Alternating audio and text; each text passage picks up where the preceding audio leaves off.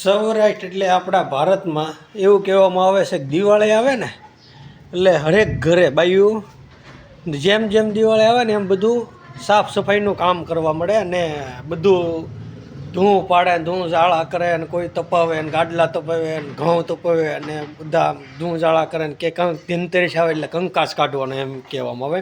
તો અમારા ઘરે જો આજે આ તમે જોઈ શકો છો ધૂં જાળા ચાલુ છે. જ્યાં બહાર બધું તપાયું છે અને હવે અંદર જુઓ અમારે શ્રીભાઈ કે આ બધું આમ જો આ બહાર કાઢીને હવે અમારે સફાઈનું કામ ચાલુ છે. એમાં તમને બતાવું ઉંદરડા નીકળ્યા, ઉંદરડીના બચ્ચા નીકળ્યા, લાઈવ એ બતાવું. અમારે ત્યાં જુઓ તમે ઉંદરડી વિયાણી ક્યાં વિયાણી એ તમને બતાવું, જુઓ તમે લાઈવ.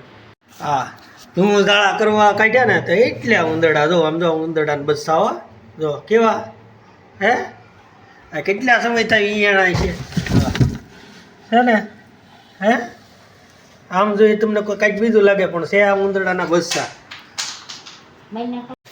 જોયા ને તમે ઉંદરડીના બચ્ચા હે. તો આ અમારે જો ધૂમ જાળા હાલે છે કારણ કે આપણે કાઠિયાવાડમાં એમ કહેવાય છે કે દિવાળી નજીક આવે અને ધૂમ જાળા ફરજિયાત કરવા પડે કારણ કે એમ કહેવાય કંકાસ કાઢવાનો કહેવાય.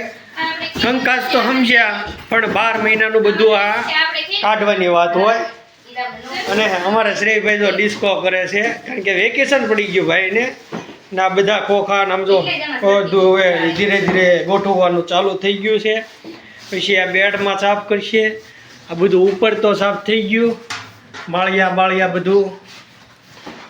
અને તેમ ભાઈ ને કારણ કે મેન સાફ કરવાનું શું હોય કે આવું જીવજંતુ કે કંઈક કચરું કે કચરું કાતે હોય તો બધું દિવાળીના દિવસે બધું નીકળી જાય, મકાન સાફ થઈ જાય અને દિવાળીએ મહેમાન આવે એટલે મકાન સારું સાફ સુથરું લાગે. એ માટે બધા સાફ સફાઈ કરતા હોય છે. અને મેન તો એ કે લોકોની બધાની માન્યતા છે કે દિવાળીના દિવસે કચરો ને જે બધું કંકાસ હોય બધું બહાર ફેંકીએ બી કચરો એટલે કંકાસ જાય એમ. એટલે અમારી બાઈઓ અત્યારે જો કંકાસ કાઢે છે ને હે. વિડીયો ગમ્યો હોય તો લાઈક કરજો, શેર કરજો અને સબસ્ક્રાઈબ કરજો. અમારે જો આમ જો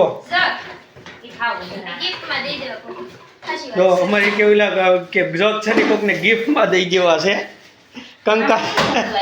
વાત આશી છે કંકાસ કાઢવાની હોય ને બધું કચરું બધું કાઢી નાખવાનું. ભંગાર કાઢશે, કચરું કાઢશે ને તૂટલું ફૂટલું બધું કાઢી નાખશે. જે નડતર રૂપ હોય એ બધું દિવાળીએ નીકળી જાય.